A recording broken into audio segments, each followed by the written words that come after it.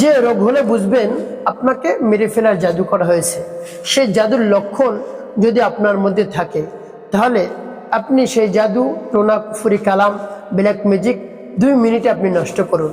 আমি আপনাদেরকে দেখিয়ে দিচ্ছি। প্রিয় ভাই বোনেরা, হতে পারে আপনি অনেক জাদুতে আক্রান্ত হয়ে পড়েছেন, কিন্তু আপনি জানেন না। না জানার কারণে আপনি বুঝতেও পারছেন না আপনি জাদুতে আক্রান্ত না আপনি অন্য রোগী। প্রিয় ভাই বোনেরা, দেখা যায় আপনি অনেক ঔষধ সেবন করতেছেন রোগে আক্রান্ত হয়ে যাওয়ার পর, কিন্তু কোনো ঔষধে কাজ হচ্ছে না। আপনি তারপরে ডাক্তার ঘুরিয়ে ঘুরিয়ে ডাক্তার দেখিয়েছেন, ঔষধ ঘুরিয়ে ঘুরিয়ে সেবন করতেছেন, এক ঔষধ না হলে অন্য ঔষধ, এক ডাক্তার না হলে অন্য ডাক্তার, এভাবে আপনি কি করছেন? ডাক্তার ঘুরিয়ে দেখিয়েছেন, ঔষধ ঘুরিয়ে খেয়েছেন, কোনোটাই কাজ হয় না, আরো বেশি আপনার রোগ বৃদ্ধি পাচ্ছে। তো সেক্ষেত্রে আপনি মনে করবেন আপনি জাদুতে আক্রান্ত, এমনকি আপনাকে মেরে ফেলার জাদু করা হয়েছে। প্রিয় ভাই বোনেরা, জাদু করা বেশি কঠিন না। অনেক সময় দেখবেন পুতুলের মধ্যে আলপিন ঢুকানো থাকে, শু ঢুকানো থাকে, যার নাম নিয়ে এই জাদু করে সে একেবারে মৃত্যুর পথের যাত্রী হয়ে যায়, সে একেবারে মৃত্যুর পথে পড়ে যায়। তো প্রিয় ভাই বোনেরা, এমন অবস্থা তার হয়ে যায়। তারপর অনেক সময় দেখবেন লেবুর মধ্যে সুই ঢুকানো থাকে, আলপিন ঢুকানো থাকে, তার শরীর একেবারে ক্ষত বিক্ষত হয়ে যায়, যার নাম নিয়ে সেই জাদুটো না করা হয়। প্রিয় ভাই বোনেরা, আপনি হয়তো জানেন না এই লক্ষণগুলো থাকলে জাদুর লক্ষণ। তারপরে আপনার শরীরের মধ্যে জ্বালা যন্ত্রণা যদি হয়, যেরকম ভাবে দেখবেন মরিচ দিলে যেরকম শরীরটা জ্বলে, মরিচ লাগলে যেরকম জ্বলে শরীরের মধ্যে, সেরকম জ্বালা যন্ত্রণা যদি আপনার শরীরের মধ্যে হয়, তাহলে মনে করবেন আপনাকে মেরে ফেলার জাদু করা হয়েছে। সেই জাদুটো না সাথে সাথে আপনি নষ্ট করুন, অন্যথায় আপনি ক্ষতিগ্রস্তর মধ্যে পড়ে যাবেন। প্রিয় ভাই বোনেরা, সাথে সাথে নষ্ট করুন। তারপরে আপনি যদি দেখেন আপনার মাথা প্রচন্ড ব্যথা করে, হঠাৎ হঠাৎ মাথা ব্যথা করে, কোনোভাবেই আপনি সহ্য করতে পারছেন না, কোনো ঔষধ সেবন করেন, কাজ হয় না মাথা ব্যথার, তারপরে মলম লাগিয়ে দিন, কোনোটাই কাজ হয় না, শুধু মাথা ব্যথা করে, আপনি চিৎকার চেঁচামেচি করেন। প্রিয় ভাই বোনেরা, এভাবে যদি হয় তাহলে মনে করবেন আপনাকে মেরে ফেলার জাদু করা হয়েছে। তারপরে হঠাৎ রেগে যাওয়া, এর আগে আপনি অনেক ভালো ছিলেন, মানুষের সাথে অনেক সুন্দর সাবলীল ভাষায় কথা বলেছেন, কিন্তু যখন আপনাকে জাদু করেছে এরপর থেকেই আপনার মধ্যে পরিবর্তন আসছে। আপনি মানুষের সাথে কথা বলার সাথে সাথে তীরে যান, রেগে যান, মারতে যান, এভাবে আপনার মন মানসিকতা হয়ে গিয়েছে। এভাবে কেন করে জানেন? আপনি সমাজে অনেক সম্মানিত একজন ব্যক্তি, আপনাকে মানুষ মূল্যায়ন করে, পরবর্তীতে যেন মানুষ আপনাকে দাম না দেয়, মূল্যায়ন না করে, সম্মান না করে, এই জন্য এইসব জাদু করে। এই জন্য এই জাদু করে, তার কারণ আপনাকে যদি কেউ মূল্যায়ন না করে, প্রিয় ভাই বোনেরা, আপনার কাছ থেকে মানুষ যেন দূরে থাকে, এই জন্য এই কাজটি করে। প্রিয় ভাই বোনেরা, সকলের কাছে একটি অনুরোধ থাকবে, সেটি হলো কাউকে ক্ষতি করার জন্য জাদু টোনা, কালো জাদু করবেন না, মারাত্মক।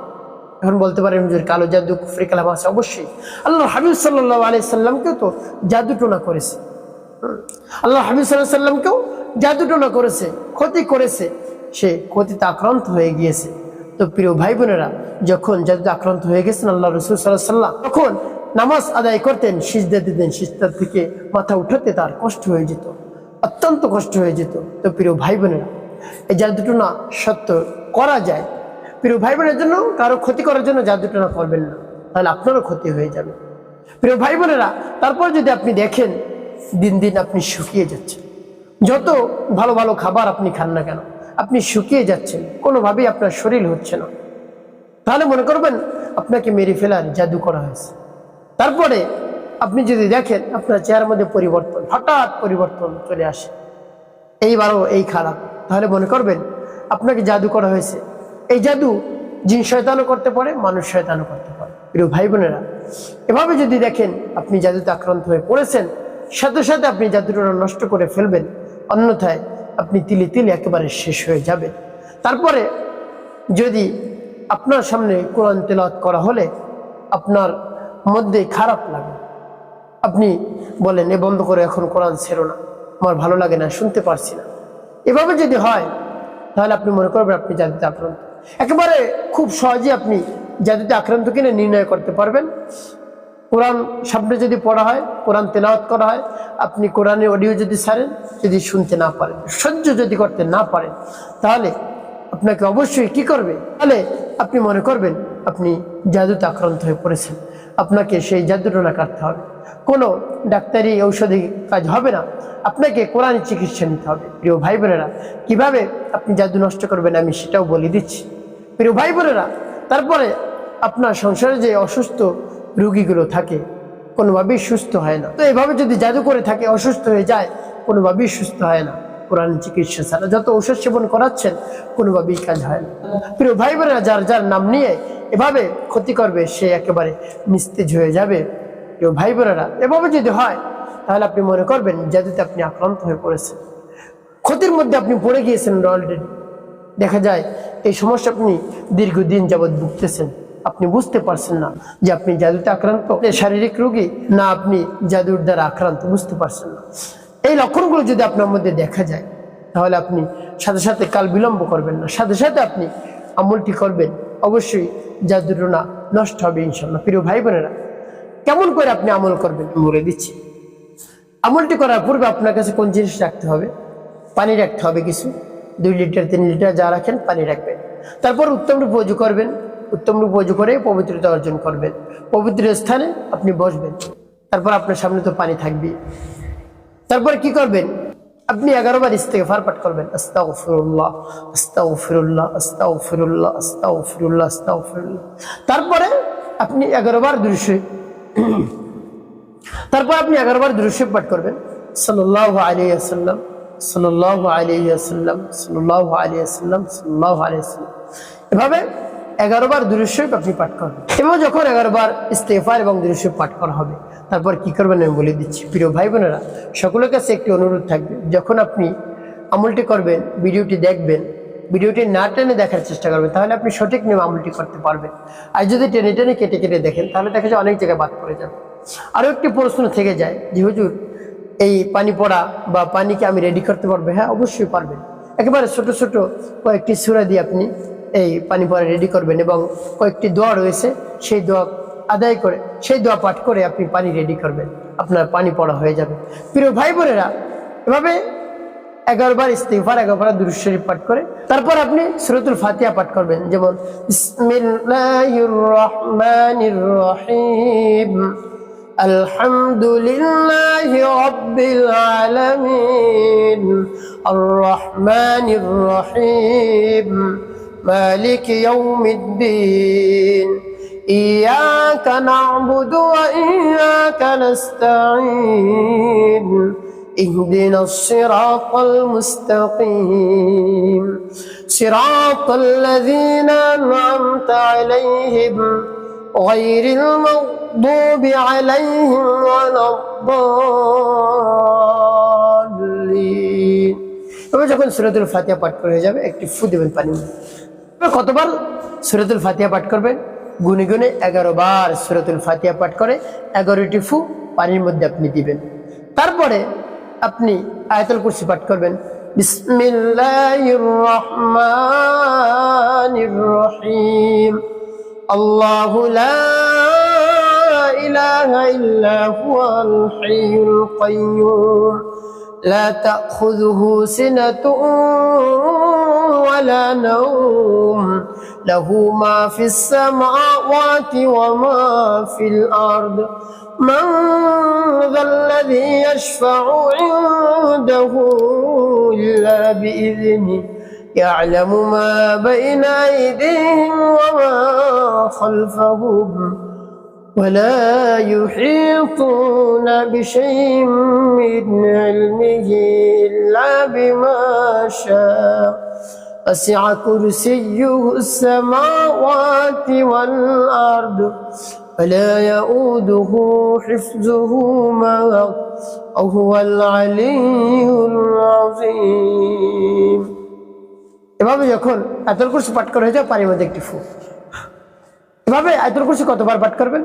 গুনে গুনে 7 বার পাঠ করে 7টি ফু দিবেন পানির মধ্যে। তারপর কি করবেন?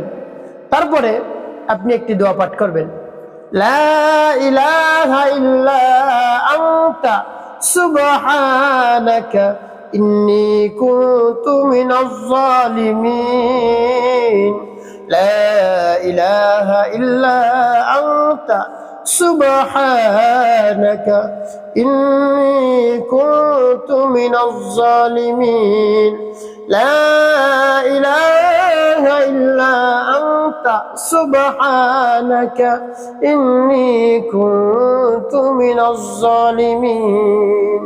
এভাবে এই দোয়া ইউনুস 11 বার পাঠ করবেন। 11 বার পাঠ করে ফু দিবেন 2টি পানিতে, প্রিয় ভাই বোনেরা। তারপরে কি পাঠ করবেন? আবার 11 বার ইস্তেগফার, আস্তাগফিরুল্লাহ আস্তাগফিরুল্লাহ আস্তাগফিরুল্লাহ আস্তাগফিরুল্লাহ। 10 বার পাঠ করার পরে একবার পাঠ করবেন পুরো ইস্তেগফারটি, আস্তাগফিরুল্লাহ রাব্বি মিন কুল্লি যামবি ওয়া আতুবু ইলাইহি লা হাওলা ওয়ালা কুওয়াতা ইল্লা বিল্লাহিল আলিয়্যিল আযীম। এভাবে যখন পাঠ করা হয়ে যাবে, তারপরে আপনি কি করবেন? 11 বার দুরূদ ইব্রাহিম পাঠ করবেন গুনে গুনে, একবার কম না হয়।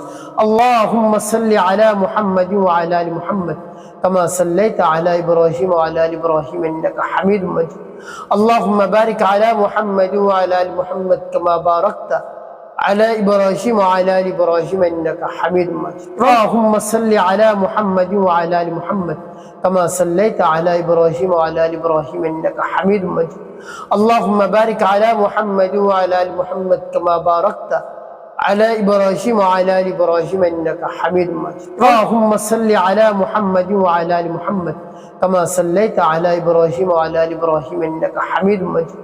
اللهم بارك على محمد وعلى آل محمد كما باركت على إبراهيم وعلى آل إبراهيم إنك حميد مجيد. اللهم صل على محمد وعلى آل محمد كما صليت على إبراهيم وعلى آل إبراهيم إنك حميد مجيد. اللهم بارك على محمد وعلى آل محمد كما باركت على إبراهيم وعلى آل إبراهيم إنك حميد مجيد. এবং যখন পাঠ করা হবে তারপরে 2টি ফু দিবেন পানি মধ্যে। প্রিয় ভাই বোন, আপনার পানি রেডি করা হয়ে গেল। এখন কি করবেন? এই পানি কি করবেন পরে বলে দিচ্ছি। আগে আমলটি করার সাথে সাথে কি করবেন? আল্লাহ রাব্বুল আলামিনের দরবারে হাত উত্তোলন করবেন। আল্লাহ, আমি জাদুতে আক্রান্ত হয়ে পড়েছি। আল্লাহ, আমি জানতাম না, আজকে জেনেছি। আল্লাহ, আজকে এই আমলটি করেছি, এই আমলকে কবুল করুন, সময়কে কবুল করুন। এই পানি পড়ার মাধ্যমে আমার জাদু নষ্ট করে দিন, আমার যত ধরনের ক্ষতি রয়েছে ক্ষতি নষ্ট করে দিন। আল্লাহ, আপনার কোরআনের স্বর্ণাপন্ন হয়েছে, আপনার স্বর্ণাপন্ন হয়েছে। এভাবে মন খুলে প্রাণ ভরে রব্বি কারিমের কাছে বলবেন, পরিপূর্ণ বিশ্বাস এবং আস্থা নিয়ে দেখবেন আপনার জাদু টোনা, কালো জাদু একেবারে নষ্ট হয়ে যাবে ইনশাআল্লাহ। প্রিয় ভাই বোনেরা, এখন বলে দিব এই পানি কেমন করে আপনি ব্যবহার করবেন। এই পানি ফজরের নামাজের পর আপনি পান করবেন খালি পেটে, তারপরে বিকালে পান করবেন, তারপরে রাতে ঘুমাতে যাওয়ার পূর্বে পান করবেন। এই 3 সময় এই পানি আপনি পান করবেন নিয়ত করে। আল্লাহ, জাদু নষ্ট করার জন্য আমি পানি পান করছি, আপনি আমার জাদু একেবারে নষ্ট করে দিন। এভাবে আপনি 1 সপ্তাহ পর্যন্ত এই পানি পান করবেন নিয়ত করে করে। এখন বলতে পারেন, হুজুর 2 মিনিটে নষ্ট হবে বলছিলেন। হ্যাঁ, জাদুর যে একটা প্রভাব ছিল সেটা 2 মিনিটে নষ্ট হয়ে যাবে, আপনাকে আর জাদু করতে পারবে না ইনশাআল্লাহ। প্রিয় ভাই বোনেরা, আর আপনার যে ক্ষতি রয়েছে এই ক্ষতিগুলো আস্তে আস্তে কেটে যাবে। প্রিয় ভাই বোনেরা, ভয় পাবেন না। আমলটি শুরু করার পরে কিছুদিন একটু বেশি হতে পারে, এরপরে আস্তে আস্তে কমে যাবে ইনশাআল্লাহ। তো ভয় পাওয়ার কোনো কারণ নেই। প্রিয় ভাই বোনেরা, একটি কথা মনে রাখতে হবে, 5 ওয়াক্ত নামাজ আপনাকে আদায় করতে হবে। মানুষের কল্যাণে খেদমত কাজ করবেন, অবশ্যই আপনার জীবন হবে সুখময় এবং শান্তিপূর্ণ ইনশাআল্লাহ।